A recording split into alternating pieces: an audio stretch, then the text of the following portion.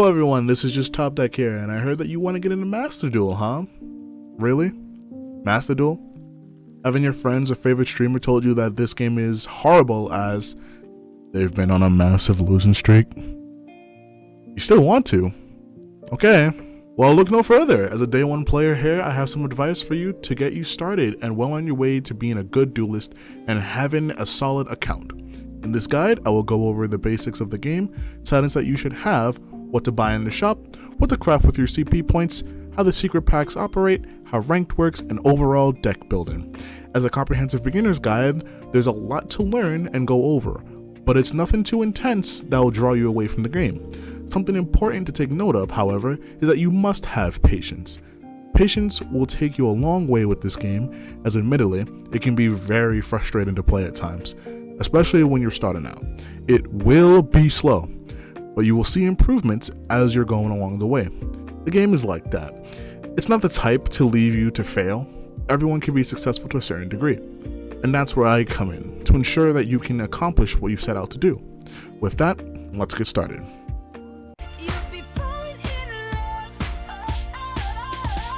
When starting off Master Duel, you'll be prompted after the third tutorial mission to choose between 3 decks: Dragon, Link, or Synchro.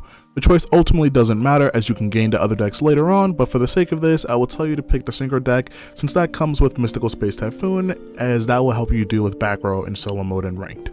You can even skip the last tutorial mission and still gain the 500 gems. With your Synchro deck selected, I cannot stress this next part enough: complete the solo mode. Yes, there are a lot of story missions to complete, but they are worth it in the long run. By completing them, you gain the solo mode resources to unlock gates to progress deeper into them and unlock more rewards. The incentive to do solo mode, aside from enjoying the story, are gems. Yes, you get gems from completing solo mode. As you click along the path, you will see that typically after the first 3 story missions, there are those that have 2 parts to them. One where you use a loner deck and the other where you use your own. Note that you do not need to complete both sides and 100% everything in order to unlock the next story chapter, as all you have to do is reach the gate that is technically the end. The lock segments typically are where the gems are and offer a harder fight, along with more rewards. Normally, you gain 200 gems per story chapter after the beginning ones if you unlock their segment, and combined with how many there are, you'll be able to claim a lot for your account. On top of that, you'll be completing your account-based missions, or lifetime missions, as they call it. So, from solo mode at the recording of this date, you can gain 9,100 gems from doing the above. On a side note, you should do the first, second, and fourth tutorial missions, as they give you Raigeki, Monster Reborn, and reinforcements of the army. As someone who doesn't want to spend money on this game, solo mode is a good way to get gems and steadily grow your account. Briefly, let's talk about some settings really quick. There aren't really any to go over, but still, these are helpful. If the cards are looking blurry when you play them, go into settings on the home screen by clicking the icon in the upper right corner of the main menu and switch the resolution to highest. Afterwards, go to Duel and click on for display face down cards as transparent so you can see the cards you place instead of clicking on them. The other settings I would recommend are display battle phase details and activation order settings. That way you can choose which cards to activate on the chain to efficiently chain block and protect your plays. As I said, there's literally almost nothing there, so let's move on to the shop to fuel your gambling addiction.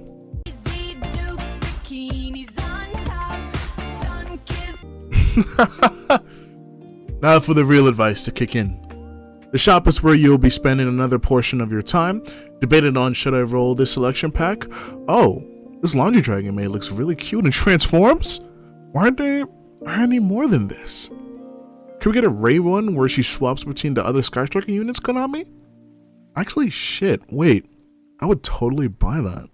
Look at that, just gave Konami a great idea that's never gonna happen. Instead, they'll probably release a Blue Eyes Mate or something like that, or a Dark Magician, or Toon Dark Magician, because people like them. Anyways, yeah, this is where you roll for your cards. 1 pack is 100 gems, and 10 packs are 1,000. It's best you roll for 10 since you get a guaranteed UR if the pack that you just rolled didn't have a single UR in it. Yes, that can happen. It's a pity system. But let's ignore that for now, especially you. Told you. We're gonna hang out. A new player wastes their gems on this garbage. First things first, click on special and buy the duel pass. The 700 gems you get is kind of whatever, but the 100 URCP is fantastic, and you'll be dueling a lot, so maxing out the pass is something you can do easily. No, I'm not even lying. You get like a whole extra month, a week or two, or something like that to finish the pass, something crazy like that. Then, click on Bundle Deal. Each Bundle Deal gives you the card that they have on display and 10 packs from the Master Pack, which is every card in the game. I'm going to get to why that's horrible in a second. These 5 are all so good with the one free card that they give you. Ideally, you'd be buying all of them, but if I had to rank them, it would go Ash Blossom as number 1, Infinite Impermanence as number 2, Forbidden Droplet as number 3, Lightning Storm as number 4, and Solemn Judgment as number 5. Ash Blossom and Imperm are high priority, however, Ash even more so. You don't have to buy all 5 right away, but you should with time. These are a one-time buy per account, so you can only do this once. With that in mind, let's move on to the structure decks. The Salamander is the only one worth buying, and one you should be using as your temporary deck so you can get started. Every other deck is literally in the toilet of a WoW player who still defends the game as being good.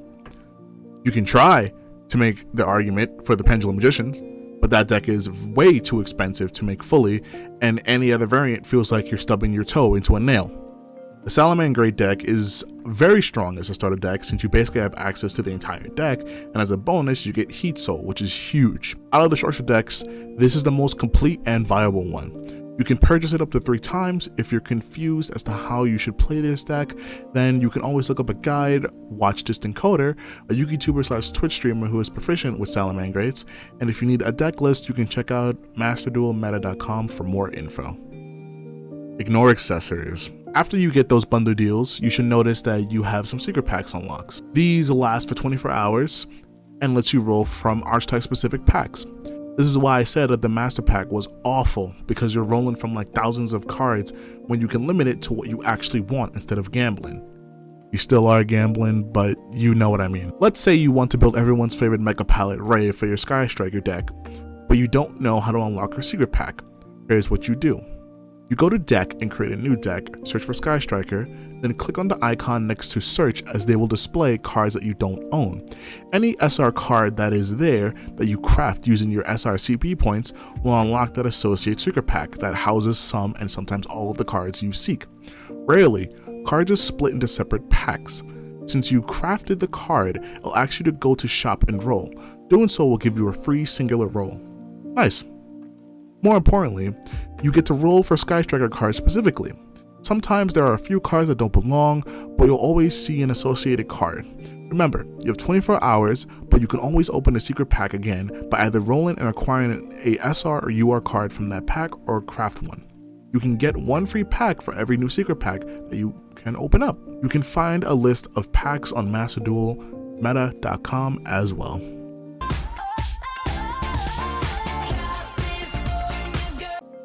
Alright, so crafting. It's super easy. You see the CP points you have in the upper left? That's how many crafting points you have. UR is the hardest to come by and by far the rarest, but you will need a lot of it to be efficient in this game, as it's somewhat never-ending cycle of needing UR CP. However, if you play the game long enough, you'll find that you can pretty much build whatever deck you want quite easily. There are some cards that can't be dismantled, and we are all angry about it. Don't worry, you aren't the only one. On top of that, what you should be doing is dismantle any card that you think you won't be needing. This is mainly used for SR and UR cards. This is how you build those currencies. Remember the secret pack that you opened and got those free packs and 50 master packs from the bundles? Dismantle any, and I mean any, SR and UR that you don't want. Why? Because you have more important cards to craft.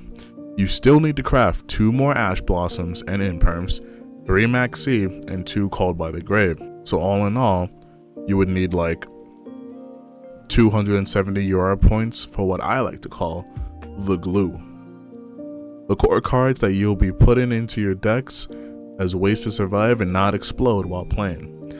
But what's that? There's a button called How to Obtain. it shows you what packs you can find this specific card in. What? No way. Yeah, that is an option if the card is in a pack that isn't the master one, like Forbidden Droplet, for example, which is in another card you might want to pick up at some point depending on your deck.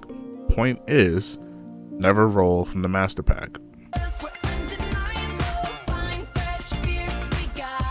In terms of what decks are good to start off with, well, Salamangreat is actually one, and you can bridge off into Mathmech since that is really strong right now at the time of this recording, and they're both Cybers, and Circular exist for some reason. Branded, Sword Soul, and Runic are all crazy expensive, so let's not worry about that unless you really want to. Then Branded would be your best bet since they have a secret pack.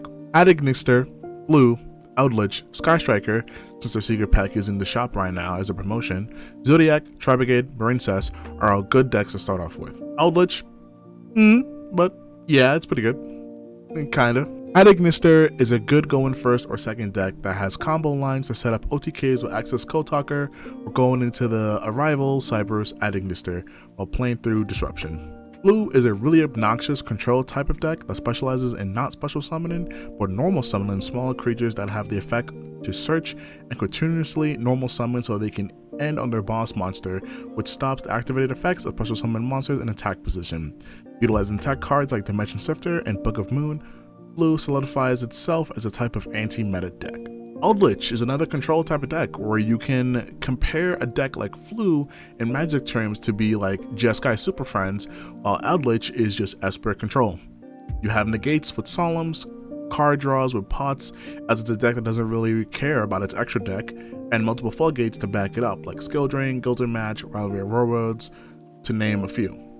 This trap-focused deck can recur itself and grind due to Eldritch, the Golden Lord, its boss monster being able to special summon itself back to the field and being stronger, mind you, for its second effect, it gains 1000 attack and can't be destroyed by card effects until your next turn. So not only do you have to deal with Floodgate stopping you, but you have to find a way to deal with Eldritch himself as he becomes a 3500 beat stick. If you're wondering what's a Floodgate, it's the type of card that basically tells your opponent to stop playing the game. They're pretty cool. Sky Strikers are weeb mecha bait that revolves around this one monster swapping into different mecha armor to do stuff.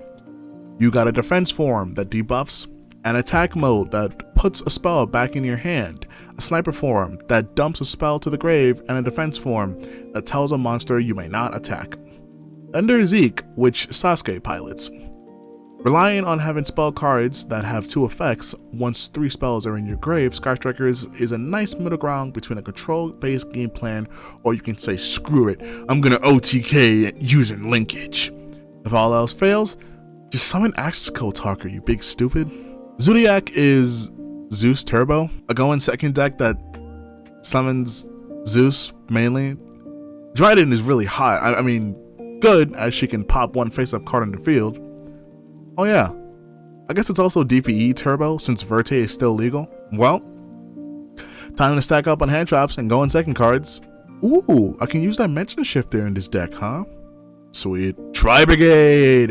Albaz and Ecclesia lore! They're finally done! We get to see Kit see off Albaz and her BFF Ecclesia and their new ship as they fly off to the... Wait, shit, wrong card. Tri-Brigade. You go through World War III fighting a Luber and realizing that you're out to Mary Jade, Charade, the Ominous Omen kinda doesn't cut it. But hey, it's fun link climbing or using Revolt to slam him down. Besides, you just look so freaking cool if I'm gonna be honest. And finally, we have Marincess. Your boss monster can be untargetable in conjunction with the field spell, and have a monster negate you can activate from the hand, being the trap Marincess wave. Other than that, link climb and play through negation. So, what decks am I using currently? Well, here's a few and a variant to them. Spoilers, you're gonna be seeing a trend of me just having branded in random places. First, here's a going second Zodiac list that I play, and the Adventure DPE variant that can go either first or second. If you want information on how the deck works and a guide, then check out my video on it down below. Next, I have a branded Tri-Brigade list that I find really fun, as it's kind of like the Zodiac deck in the sense that it can go second just fine, but ideally you would want to go first to set up Revolt or Mirror Jade Pass. In really funny occasions, the deck is literally normal summon driver beatdown and it's hilarious. Here are the decks that I play for when I hate myself. This is my only Labyrinth build that I still tweak. I really want to fit Reckless Greed in here, but it's just not possible. Don't sit here and tell me that, oh, but my Labyrinth build made me to Diamond. Yes, that's great, Timmy, but that doesn't change the fact that Labyrinth, as it currently stands, is a really bad deck. Afterwards, if I feel like winning and shutting my brain off, then I'll just play this control list of Runic or this branded one. When I am down horrendous and want to suffer as much as possible while thinking about what am I doing, then I play this branded danger list. It's really goofy as you summon Redoer and Mirror J turn 1 and pass with branded fusion, branded in red, and super poly face down sometimes. This list I am forever trying to make great. If you have any suggestions, please let me know. Like, actually let me know.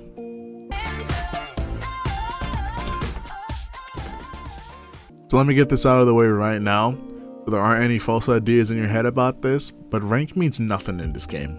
There's no leaderboard or mythic rank system like an MTG arena, so don't stress over that unless you want to.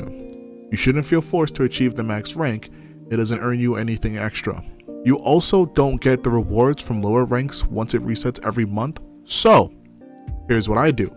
I purposely de-rank until I hit like silver and work my way back up, that way I can get the rewards. Besides that, rank will be the main game mode that you will be spending most of the time in. It's not too stressful until you get matched with Labyrinth in a mirror match and they open Virus plus Lady, and it's just so fair. In closing, let's review what we discussed today. First, complete solo mode. I cannot empathize this enough. Just sit down and do solo mode. It doesn't even have to be in one sitting. Just do it a little every day and you'll see progress towards those 9,100 gems. There's even a daily mission tied to it. When choosing a starter deck, if you don't know what to play, just pick Salamangrates. Do not roll from the Master Pack and buy the Season Pass.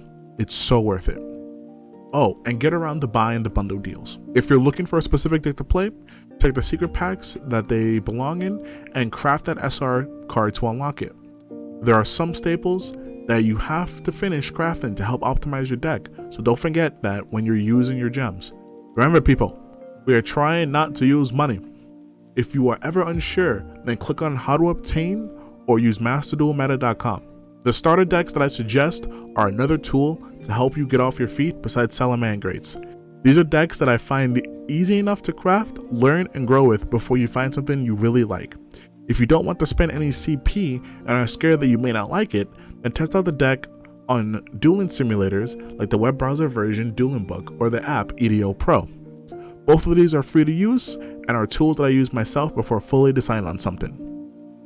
Oh, and as a bonus, always claim the rewards from your account specific achievements.